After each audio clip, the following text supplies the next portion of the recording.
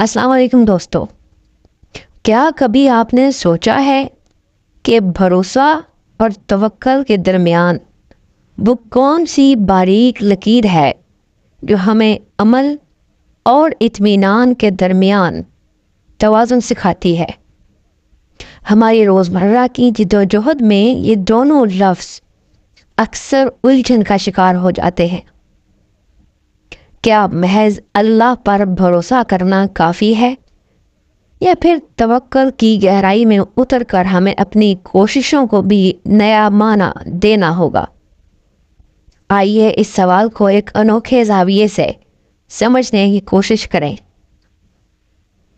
سید سرفراز شاہ صاحب سے جب اس بارے میں سوال ہوا کہ بھروسہ اور توکل میں کیا فرق ہے، تو اس کے جواب میں انہوں نے فرمایا کہ بھروسہ اور توکل دونوں میں کوئی خاص فرق نہیں، یہ ایک ہی ہے۔ جب انسان کے اندر یہ شعور اتر آتا ہے کہ میری ذمہ داری کیا ہے اور یہ کہاں ختم ہوگی، اور اللہ کی ڈسکریشن کہاں شروع ہوگی، تو اس فرق کا ادراک میرے نزدیک بھروسہ کہلاتا ہے۔ اگر انسان کو یہ پتہ چل جائے کہ میرے ذمہ صرف ایک کام ہے کہ اللہ تعالیٰ نے مجھے جو ذہنی صلاحیتیں اور جسمانی قوتیں عطا فرمائی ہیں، میں ان کو بھرپور طریقے سے استعمال کر کے محنت کروں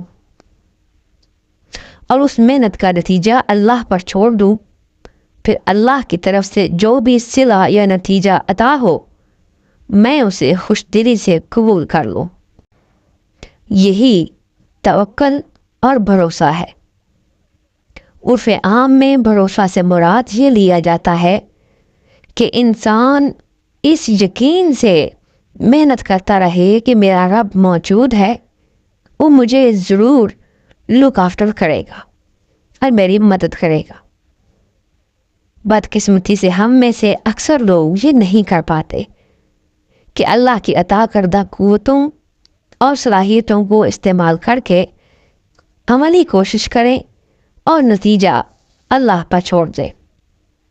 اللہ تعالیٰ ہماری محنتوں کا ثمر اگر ہماری مرضی کے برعکس بھی عطا کرے تو ہم اسے خوش دلی سے تسلیم کر لیں۔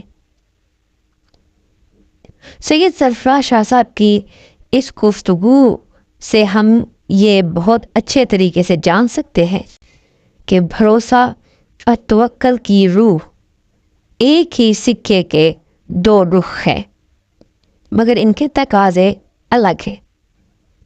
بھروسہ وہ پہلا قدم ہے جہاں ہماری ذمہ داری اپنی صلاحیتوں کو بروئے کار لانے تک محدود ہوتی ہے، جبکہ توکل اس کے بعد کا سفر ہے، جہاں نتیجے کی تمام تر حقیقت اللہ کے حوالے کر دی جاتی ہے۔ فرق صرف اتنا ہے کہ بھروسے میں نے کرنا ہے کا جذبہ ہے، اب توکل میں اس نے کرنا ہے کا یقین۔ یہ دونوں ایک دوسرے کے بغیر ادھورے ہیں، جیسے کشتی بان کا ڈنڈے چلانا اس کا کام اور موجوں کو راستہ دینا دریا کی ذمہ داری۔